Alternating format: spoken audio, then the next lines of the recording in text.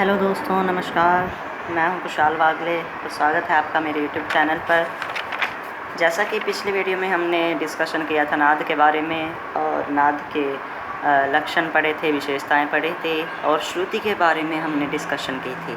ठीक है, तो आज हम डिस्कशन करेंगे। देखिए, मैंने कहा था कि एक नाद के साथ कई नाद उत्पन्न होते हैं, कि जो नाद होता है वो अकेला उत्पन्न नहीं होता, उसके साथ कई नाद और भी उत्पन्न होते हैं। और ऐसे नाद हम इनफाइनाइट नाद होते हैं, ठीक है, लेते हैं इनफाइनाइट, ओके, या फिर अनंत, असंख्य नाद बोला था उत्पन्न होते हैं, ठीक है। और उनमें से फिर बोला था कि असंख्य नादों में से 22 नाद ऐसे लिए जाते हैं जिनको हम क्या बोलते हैं, श्रुति, ठीक है, जिनको हम श्रुति बोलते हैं। इन असंख्य नादों में से 22 नादों को हम श्रुति बोलते हैं। फिर अब हमारे पास यहीं से नेक्स्ट टॉपिक क्या बनता है कि इन 22 नादों में से, ठीक है, 22 श्रुतियों में से, ठीक है, हम 12 श्रुतियाँ ऐसी लेते हैं, ठीक है, 22 श्रुतियों में से 12 श्रुतियाँ ऐसी लेते हैं जिनको क्या बोला जाता है, स्वर। तो आज का हमारा टॉपिक है स्वर। तो आइए जानते हैं अच्छे से स्वर के बारे में कि स्वर क्या होता है। तो यहीं से डेफिनेशन बन जाती है कि स्वर क्या होता है। 22 श्रुतियों में से मुख्यतः 12, ठीक है, 22 श्रुतियों में से 12 मुख्य श्रुतियों को स्वर बोला जाता है, ठीक है। जो ये श्रुतियाँ होती है ना, 22 श्रुतियाँ या 12 श्रुतियाँ, ये थोड़ी थोड़ी दूरी पर जो है स्थापित होती हैं, ठीक है। और 22 श्रुतियाँ, इनमें से 12 श्रुतियाँ हमने ले ली। अच्छा, तो इनके नाम क्या क्या हैं अब, ठीक है। तो स्वर बोलेंगे 12 श्रुतियों को। तो स्वर कौन कौन से हैं, जैसा कि सभी जानते हैं, सा, रे, गा,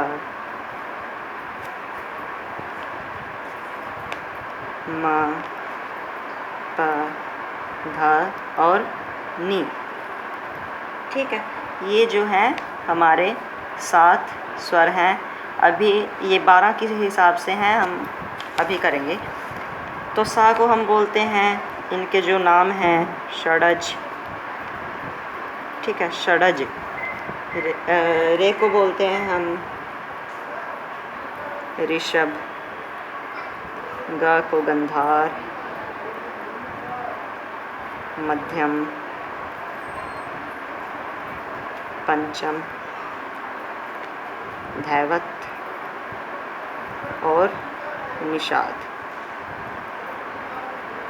ठीक है। तो ये जो है हमारे 7 स्वर हैं। 12 श्रुतियों में से 22 श्रुतियों को लिया गया, उनको स्वर बोला गया।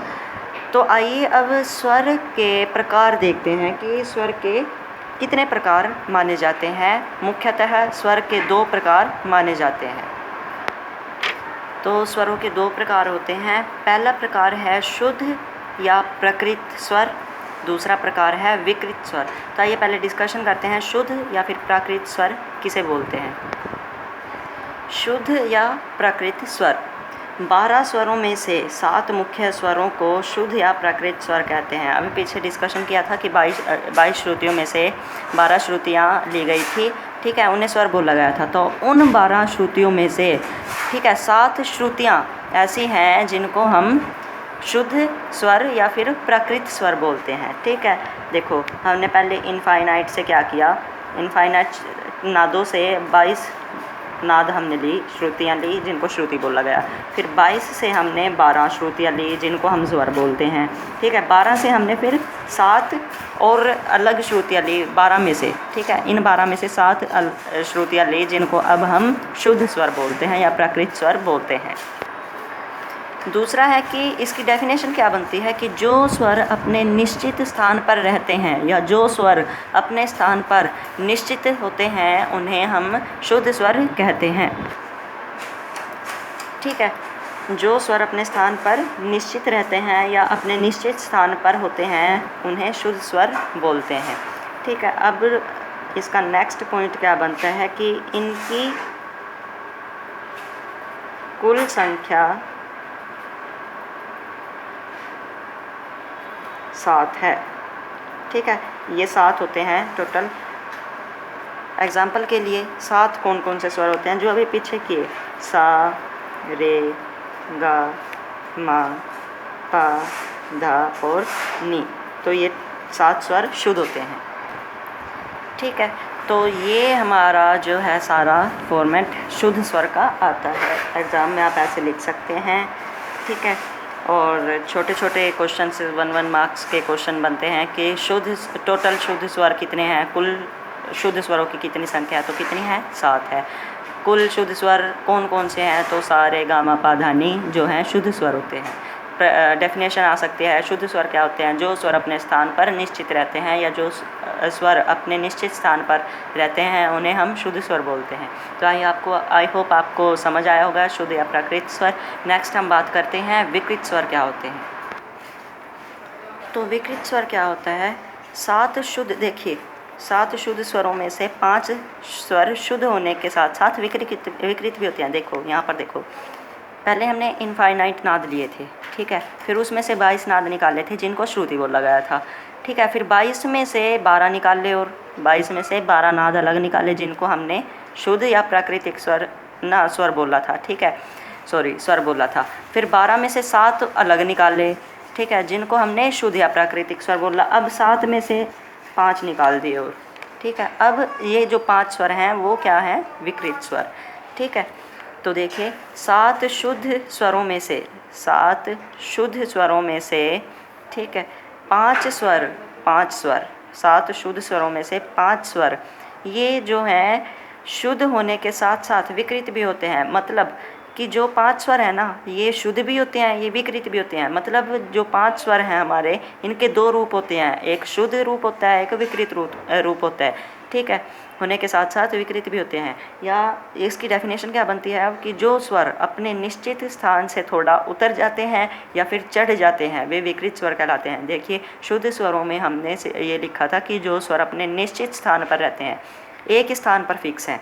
ठीक है, देखो एक स्थान पर फिक्स हैं ऐसे, लेकिन जो स्वर अपने स्थान से उतर जाते हैं, ठीक है, ऐसे, या फिर ये निश्चित स्थान है, या जो स्वर अपने स्थान से चढ़ जाते हैं, ठीक है, उन्हें हम विकृत स्वर बोलते हैं। ठीक है, नेक्स्ट पॉइंट आता है हमारे पास कि इनकी कुल संख्या 5 होती है। और कौन कौन से ये जो होते हैं विकृत स्वर होते हैं, रे गा धा नी और मा। ठीक है, देखिए सा और पा को छोड़कर, सा और पा को छोड़कर बाकी सारे जो 5 स्वर बचते हैं वो विकृत स्वर भी होते हैं, सा और पा को छोड़कर। तो ये हमारे शुद्ध स्वर थे, ये हमारे विकृत स्वर हैं। आगे बात करते हैं हम विकृत स्वर के बारे में। विकृत स्वर जो होता है, अगर हम इसकी क्लासिफिकेशन करें तो 2 तरह से होती है, एक कोमल स्वर, एक तीव्र स्वर। क्यों? क्योंकि इसकी डेफिनेशन में ही जब यही है कि जो स्वर अपने स्थान से या तो थोड़ा उतर जाते हैं या फिर चढ़ जाते हैं। 2 चीज़ें हो रही हैं, या तो स्वर उतर गया या फिर स्वर चढ़ गया। ठीक है, या तो स्वर उतर गया, जो स्वर उतरते हैं अपने स्थान से उन्हें क्या बोलते हैं, कोमल स्वर। और जो स्वर अपने निश्चित स्थान से थोड़ा ऊपर चढ़ जाते हैं उन्हें क्या बोलते हैं, तीव्र स्वर। ठीक है, तो डेफिनेशन किस हिसाब से बनती है कि जो स्वर अपने शुद्ध अवस्था से, ठीक है, जो स्वर अपने शुद्ध अवस्था से, ठीक है, थोड़ा नीचे होता है या थोड़ा उतर जाता है उसे क्या बोलते हैं, कोमल स्वर। या फिर जो कोई स्वर अपने निश्चित स्थान से नीचा होता है उसे कोमल स्वर बोला जाता है। कोमल स्वर टोटल कितने होते हैं, 4। ठीक है, विकृत स्वर कितने होते हैं, 5 होते हैं। तो कोमल स्वर कितने होते हैं, 4, और 5 में से 4 गया 1, तो तीव्र कितना बना, 1। ठीक है, और कोमल स्वर कौन कौन से होते हैं, 4, रे गा धा नी। ठीक है, कोमल स्वर कितने होते हैं, 4 होते हैं। कौन कौन से, रे गा धा नी। तीव्र स्वर कितना होता है, 1 सिर्फ, माँ। देखिए अब मैंने कोमल स्वरों को लिखने के लिए नीचे लाइन लगाई है। तो यहाँ से पता चलता है कि कोमल स्वरों को दर्शाने के लिए स्वरों के नीचे लेटी रेखा लगाई जाती है और तीव्र स्वरों को दर्शाने के लिए स्वर के ऊपर खड़ी रेखा लगाई जाती है। तो कोमल स्वर तो समझ आ गए कि जो स्वर अपने निश्चित स्थान से नीचे होते हैं उन्हें कोमल स्वर बोलते हैं। तीव्र क्या होता है कि जो स्वर अपने निश्चित स्थान से ऊपर की ओर चढ़ जाते हैं उन्हें तीव्र स्वर बोलते हैं। और ये सिर्फ एक ही होता है जो कि होता है माँ तीव्र। और माँ तीव्र को दर्शाने के लिए माँ के ऊपर खड़ी रेखा का चिन्ह लगाया जाता है और कोमल को दर्शाने के लिए स्वरों के नीचे लेटी रेखा लगाई जाती है। ठीक है। तो अब यहाँ पर एक क्वेश्चन बनता है, हमने कहा कि 7 तो शुद्ध स्वर होते हैं लेकिन 5 जो होते हैं विकृत स्वर होते हैं। तो सा और पा, तो अगर आप नोट करें सा और पा 2 स्वर ऐसे हैं जिनका ना तो कोई विकृत होता है और ना कोई कोमल होता है ना कोई तीव्र होता है। ठीक है। तो ये स्वर क्या है, देखिए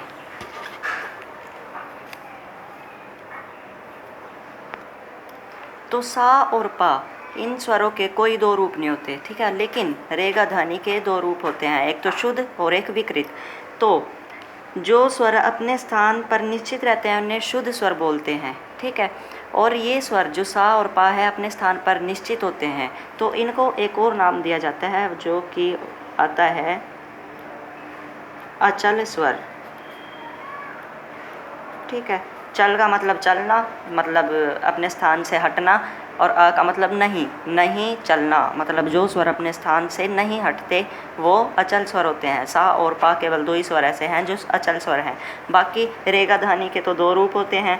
ठीक है। रे भी अपने स्थान से हटकर कोमल हो जाता है, गा भी अपने स्थान से हटकर कोमल हो जाता है, माँ अपने स्थान से ऊपर होता है और तीव्र हो जाता है। ठीक है। धा भी कोमल हो जाता है, नी भी कोमल हो जाता है। तो इनको ये जब अपने स्थान से हट गए हैं तो इनको क्या बोलते हैं हम, चल स्वर, चल स्वर। ठीक है। तो ये था हमारा आज का टॉपिक, स्वर पढ़ा हमने कि स्वर क्या होता है, विकृत स्वर पढ़े, शुद्ध और विकृत स्वर पढ़े, विकृत स्वर के फिर प्रकार पढ़े आगे कि कोमल स्वर होता है, तीव्र स्वर होता है, फिर हमने अचल और चल स्वर के बारे में पढ़ा।